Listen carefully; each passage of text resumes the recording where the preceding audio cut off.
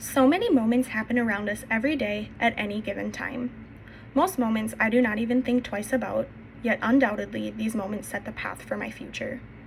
I've had a lot of these moments in recent years, such as when I brought home my first puppy and said yes to the man of my dreams.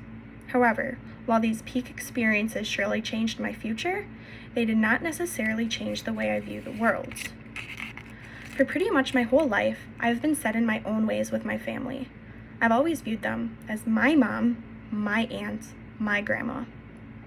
I'd make time for them when it was convenient for me or an activity I would personally enjoy, and I'd leave family events early saying, "There's always next year."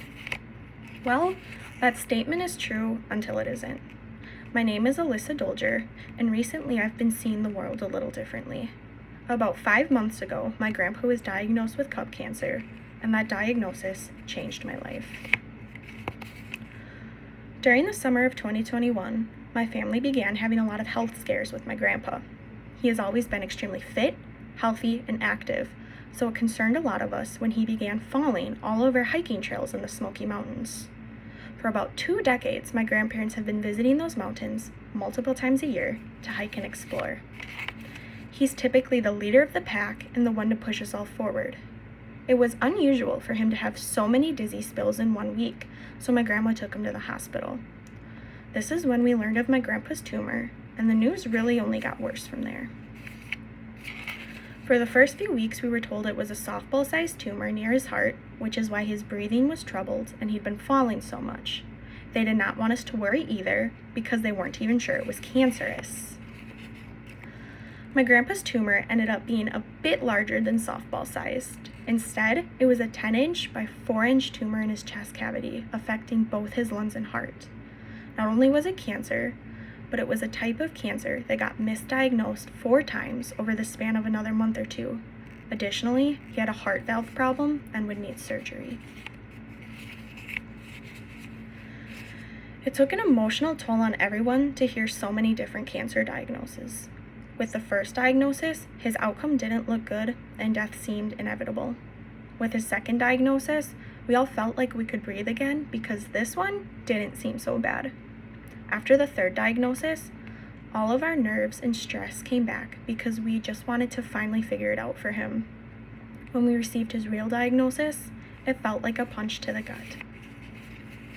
He has cup cancer, which basically means the doctors don't know where it's coming from. That's a huge deal because if doctors don't know the source of the cancer, they don't know how to treat it. It was difficult to decide where to target the treatment because there are so many areas in his body they are considering. His heart, his brain, his kidneys, no one knew. He needed treatment though, so they began with some very intense chemotherapy that is supposed to target urinary cancer. The chemotherapy has shrunken the tumor about 75%, yet my grandpa has only gotten sicker. He can no longer be alone because he has been rushed to the hospital so many times after something happened to him while home alone. He still hasn't had the surgery for his heart, which right now is scheduled for December 15th. He is also suffering a lot from water in his legs, hemoglobin issues, and clogged arteries. The real killer is, though, the side effects of his treatment. It's true what they say, it's not the cancer that kills you, it's the chemo. His cancer has truly opened my eyes. I see other families going through this now, and I truly do understand. It is so easy for those who are not currently, or who have never been, affected by it to turn a blind eye to all of the pain and suffering. He is the first person I've known on a personal level to be diagnosed with cancer. Before all of this, I would hear friends talking about it or see it on social media, and it would be so easy for me to move on or scroll past because I didn't understand what cancer really does to a family. Now though, I do. I often find myself thinking about all the people who went through this before me, before I understood, and my heart aches for them. Today, those are the people that are my biggest supporters through all of this. They already lived through it, they felt the pain I currently feel. They are making sure I do not go through this journey alone, and that really shows me the importance and strength of coming together during hard times like these. I see my grandpa and my other family members as their own people now. I look at him and I can see how scared he really is. Scared to leave his wife, scared to leave his children, and scared to leave his grandchildren. I see how terrified my grandma is to lose the love of her life, and I see the pain my mom and her sisters feel as they watch their dad go through this. I am reminded that all of these people were once at the stage I am currently at in life. I am reminded that none of them ever saw this coming or that they would have to climb this particular mountain.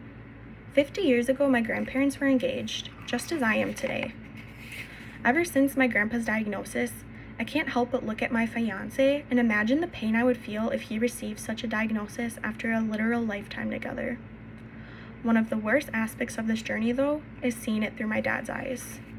When I was in high school, my dad lost his father. My dad has felt that loss every day since. My grandpa really stepped up after my other grandpa's death and was always there for my father. Every day now, my dad is reminded of his own father's death as he watches his father-in-law get sicker and sicker. This whole process has been a huge reminder that everyone is going through their own battles and to always show compassion because you never know who needs it. His cancer even changed the holidays for me.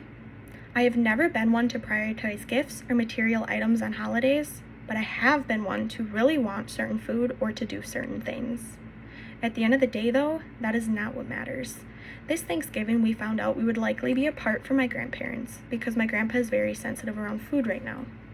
My siblings and I rallied to dump the traditional Thanksgiving food and just serve PB&Js, my grandpa's safe food. Despite our efforts, they were unable to join us in the big family celebration. We felt their absence as we prepared the food and enjoyed our lunch, and then took turns visiting afterwards. It certainly was not the same to only see them for an hour in their small apartment with none of my cousins, but I still got to see them. We talked about how much better it would be next year and how my grandpa would be slamming back drinks and taking plate after plate next Thanksgiving to make up for what he missed this year. At the end of the day, I realized it isn't the gifts or the food or the traditions that matter on holidays. It's the people you are celebrating with. This is the story of how my world changed. It all started when my grandpa was diagnosed with cancer. Like anyone in their cancer journey, I'm sure, it did not go as expected.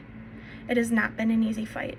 From his original diagnosis to finding out what is really going on and seeing how it has affected him and my family, I truly do see things differently now. I'm reminded of the biggest blessing in life, family. My priorities no longer suit my needs, but the needs of the bigger picture. Right now, those are the needs of my grandpa and my family. Thank you so much for listening to my story, and if any of your loved ones are fighting that same battle right now, know that I am praying for them.